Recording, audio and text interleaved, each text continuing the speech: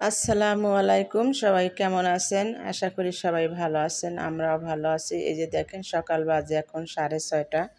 তো এই 6:30 বাজে আজকে ছেলের প্রথম পরীক্ষা শুরু, বার্ষিক পরীক্ষা।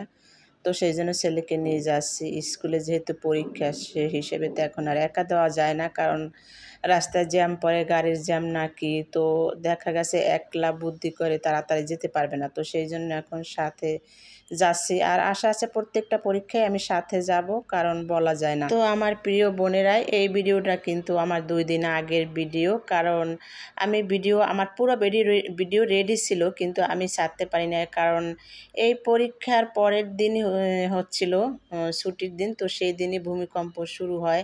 তো আমাদের এইখানে সবাই অনেক আতঙ্কিত ছিল। তারপর অনেকেই মৃত্যুর সাথে পাঞ্জা লড়ছে, অনেকে আহত নিহত, মানে আর কি অভাব নেই এখানে। বিশাল বিশাল বড় আকারের বিল্ডিং।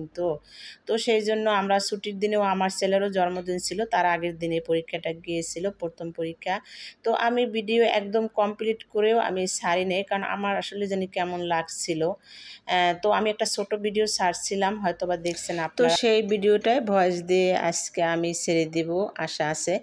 আর হইল গিয়া আমার প্রচুর প্রচুর গলা ব্যথা ছিল, ঠান্ডা, তারপর একদম সকাল 6টা বাজে উঠা, তারপর ছেলের সাথে যাওয়া একদমই আমার সাথে একটা কষ্টের ব্যাপার হয়ে দাঁড়াইছিল।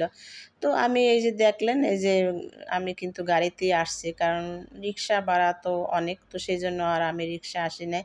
তো আমরা মা ছেলে এসে এই যে এখনই নামলাম, নেমে আবার একটু মানে বিশ্বর থেকে একটু হেঁটেই এই যে এখানে এই যে দেখেন স্কুলের বাউন্ডারিটা।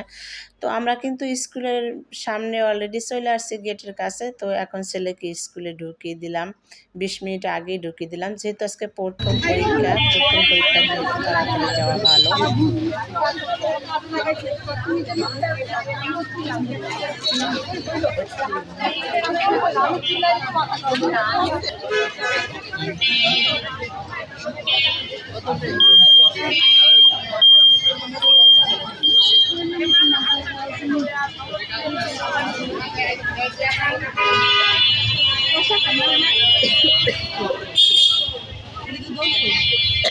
ষষ্ঠ সপ্তম কোথায়? এই যে সপ্তম ক।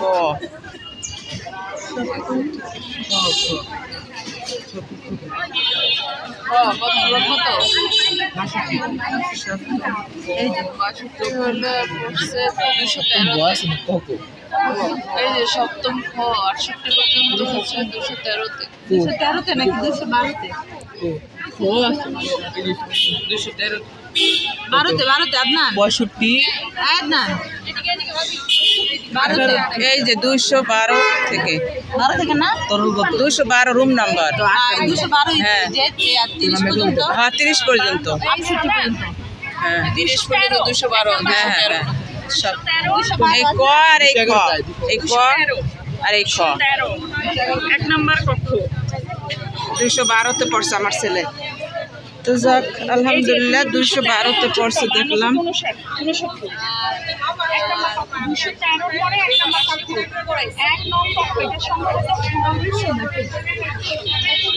এটা মনে হয় দোতলায় না? 212। হ্যাঁ দোতলায়। তো দোতলায় যে হল রুমের পাশে যে একটা বড় রুম আছে না, ওইটার ভিতরে। হ্যাঁ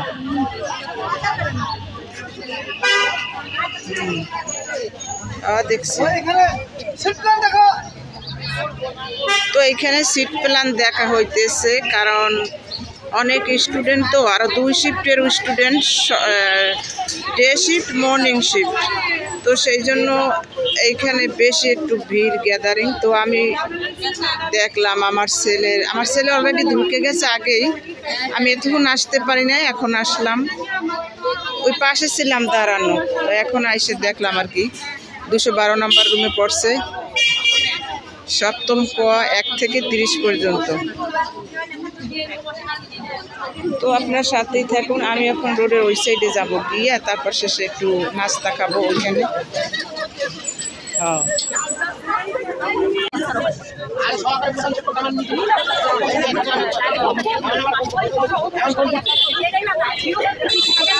তো আজকে হচ্ছে দারোয়ান কাকা খুবই খেপা খেপা, মানে তার ডিউটি মানে কষ্টের শেষ নেই আজকে, সেই জন্য। আর মানুষেরও অভাব নাই।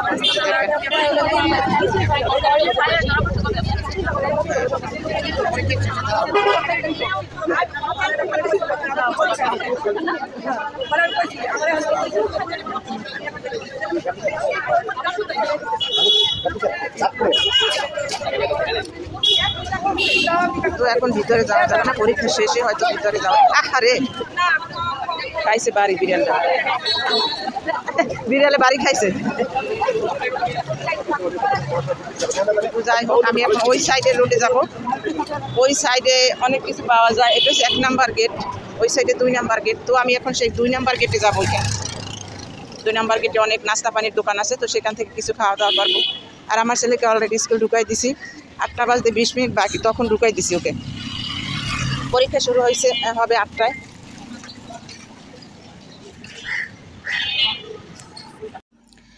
তো আমি এই যে দেখেন এই সাইডে আসছি, বুঝছেন? এই সাইডে আমি সহজে আসি না, কারণ আমার বিশ্বরোড থেকে ওই 1 নাম্বার গেটই আমার কাছে, আমি 2 নাম্বার গেটে আসি না। তো আজকে আসছি সকালবেলা, একদম খালি পেটে আসছি, 1 গ্লাস পানিও খাই নাই। তো এইখানে একটু খাওয়া দাওয়া করব, দেখি কি খাওয়া যায় সকালের খাবার। তো এখানে এক জায়গায় চিতই পিঠা বাজে, আমি দেখছিলাম একদিন, মানে খুবই ভালো পরিবেশে, একদম পরিষ্কার। তো আশা আছে সেখান থেকেই একটা পিঠা খাবো আর পানি খাবো, তারপর ঔষধ খাবো।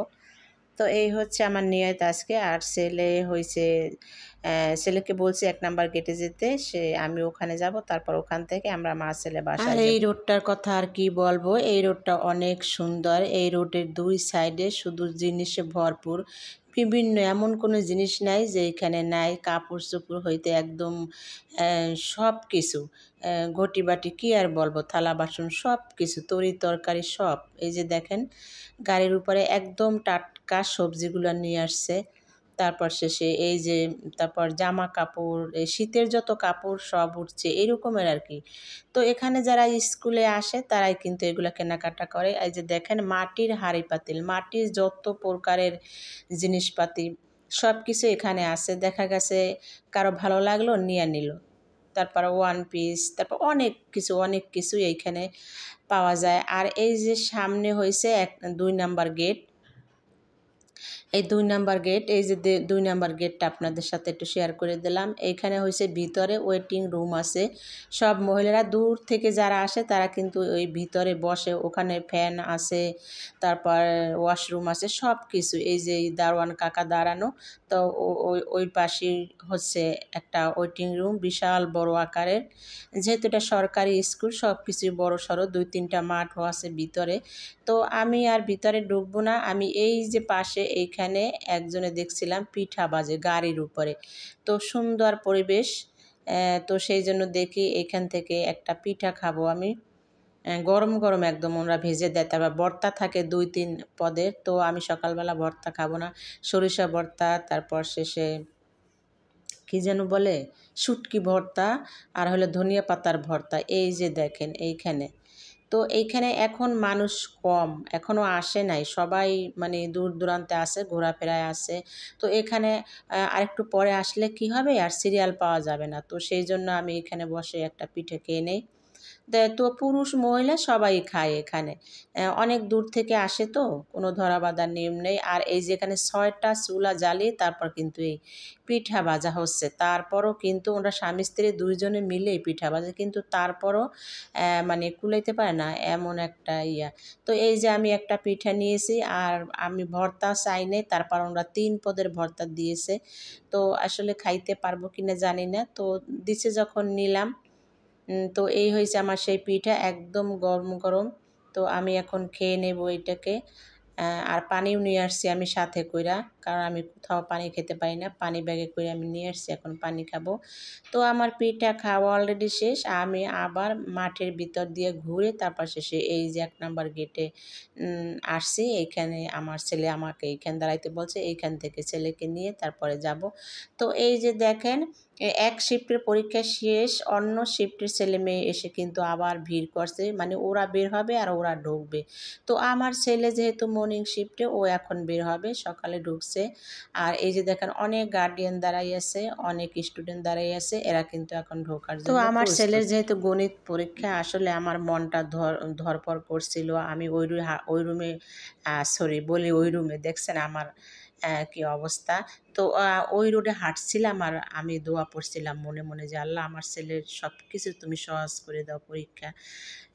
যেহেতু এটা বার্ষিক পরীক্ষা, আসলে তো বুঝেন যে 2টা ছেলে মেয়ের জন্য কিন্তু শহরে আসি এখনও ওদের পড়াশোনার জন্য। আপনাদের সাথে একটা আগের ভিডিওতে আমি শেয়ার করেছিলাম যে শহরে কিন্তু আরামও আছে আবার ব্যারামও আছে।